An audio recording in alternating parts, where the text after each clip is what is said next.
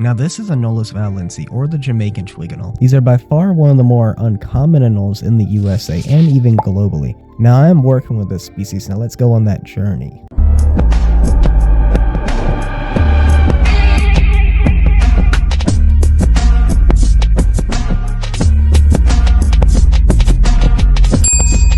Now my friends, the whole point of this video is that we're going to actually be redoing their cage, and let's just say there's going to be a little bit of surprise coming up.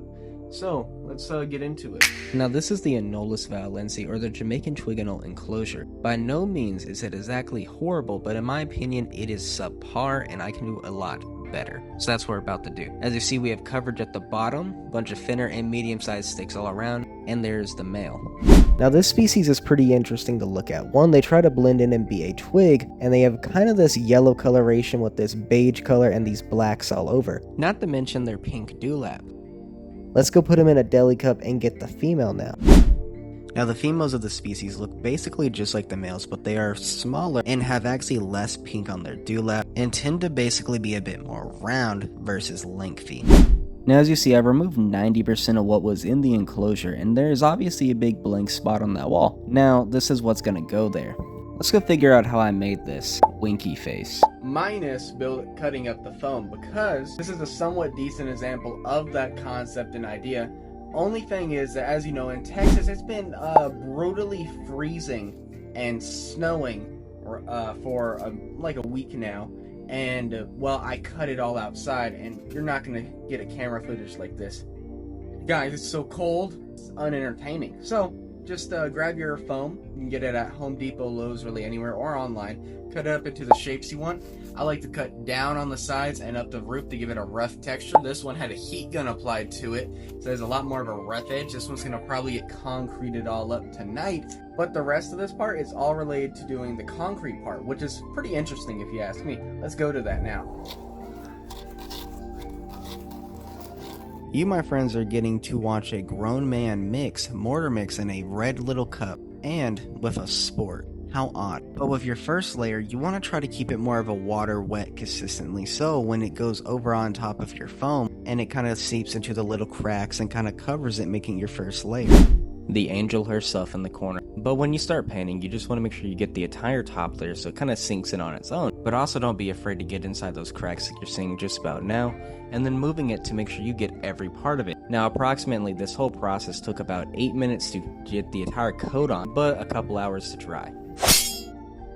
But as you see, once it dries, it definitely lightens up a good bit, and you can kind of see that rocky exterior. The issue with this area is that it's still somewhat fragile with that very light layer. So when it comes to this layer, you want to be a little bit more wet of the mortar mix than the water, so it attaches better, it builds better structure, and it kind of just does the job a lot better.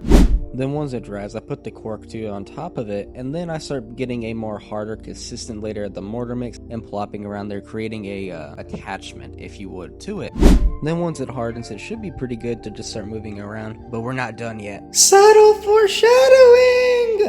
Then you want to get your expanding foam. Then you want to start spraying in that little gap we have. Make sure you get all of it. Then you flip it over and spray a bit on the inside, and I bet you're all wondering at home, are you gonna fill in that whole tree? No. Heavens no. Just the bottom. Then you just put it into the wall. Then we add in some of these plants that hang pretty low. Then we add some sticks. And my friends, we add some more sticks. But as you're seeing, we added in some more sticks, and the enclosure is done, believe it or not. But as you're seeing now, where I'm pointing at, there is a surprise related to this little plant structure and how it's being held up. But we're not going to talk about it now. We're going to talk about it later, because we have some anoles that are absolutely dying to get out of their deli cups. Then we put the female in first, and she jumps back to her little stick. Then we do the same thing with Mr. Grumpy Pants over here, and he jumps to a stick right by her so they can start immediately doing their little camouflage. Isn't that amazing? Guys, that's why you should actually sub. Think about it, you know?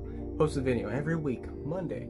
Entertaining content. We're always evolving the content. We're talking about rare species, things you probably haven't heard of. And then when I sit down and make a little bit more of a basic video, like a top 5, proceed to make it about something that's a little odd, a little unique, interesting, some would say.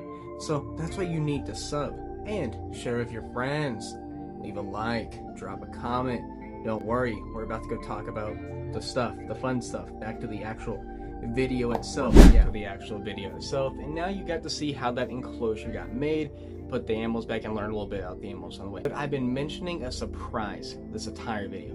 What is that surprise? We're gonna get into it very soon, but first we're gonna talk about other things. I hope my eyes look good in this camera. Let's talk about Jamaican Twig Anole. Let's truly refresh the brain from the last video, because it's been some time since that video came out. But, you know, Jamaican Twig Anole is obviously a anole from Jamaica. Believe it or not, they're actually the second largest anole on Jamaica, which is very interesting. But this anole will be living in the wilds, typically on the trunks of the trees to the top near the branches. Pretty much think they're a twig anole. It's in the name. They're gonna be around the twigs, if that makes sense. Now, in captivity, when it comes to breeding this species, it's one, if you got them, kudos to you. You're part of a very small club because they're a very rare species and have been on the decline for the last year or two. So they become a little awkward and hard to find. But when it comes to breeding them, very simply, you put two in an enclosure. If they like each other, you're gonna see a lot of head bobbing, a lot of dewlap display, especially from the male, and they're gonna lock. Then, what you're also going to have is, since they are an awkward anole species, they're a little different than everybody else. They aren't just going to go down to the bottom of the cage, dig a hole, and bury their egg, and a bit of time later you have a baby in there. The thing is, what they're going to do is they're going to find an area of the enclosure that they can wedge an egg into against two wall structures, essentially. So let's say the wall is of the enclosure and a stick sticking out. Or like if you have cork background walls, if there's enough of essentially something like it connecting or giving a little bit of a gap in there, they're gonna lay their egg in there. Very interesting. Issue with that is you're like, oh, I'll just leave them. No. What they'll do if the egg hatches in there is that they're gonna say, hey, it's a Happy Meal, let's go get it, because they will eat their own young. Sadly, it sucks because most anoles, especially smaller anoles, don't do that, so they kind of make it difficult to do that. Now that you've got that all refreshed, what does that have to do with the surprise? Well, as you know, that little area was a wedged area. You know, it's something you can wedge. So while redoing this enclosure, I'm just gonna say this, quite frankly, I found an egg. Pretty much when I pulled that plant up, because I thought I was gonna take that out the enclosure, redo that area, well, what I found was an egg hanging in the root system. So one, I was shocked, and I proceeded to go like, oh my god, are you serious? My god. My god. Because, you know, to me this is a very exciting moment, very special moment, because I've been after this anole for 3 years, and I've got them pretty recently, and I've managed to breed them. And from everything I understand, that the egg has a rough outside layer. It's obviously more white, it's hard, and the fact that she went out of her way to hide it, it's a fertile egg. It's screaming fertility, all the fun stuff. So now we're just waiting on 60 to 70 days, which is typically when they do hatch, from what my other buddies are telling me. That's when they hatch. So 60, 70 days later, or maybe shorter, because I have no idea when she laid this egg. I'm pretty much waiting for the next egg to know what's going on from there. Because say if she lays it 2 days from now, then I know where to go from that. If she lays it a week from now, then I know where to go from that. Because they typically lay their eggs a week to 14 days apart. So yeah, I guess this is the end of the video, and I guess the next video may be another cage remodel that's actually a cage remodel, or we're going to be talking about a baby, or multiple babies, hopefully. Hopefully, this egg is a tad bit old, and I got lucky finding it, and guess what? I go in there after this video, so I find more egg, and it hatches, and I can raise up a pair. I'm so excited. Anyways, end of the video, sub, all the fun stuff, and wait patiently for the new video, because the next one will be about us raising our first Anolis Valencienni Jamaican Twig Anole baby.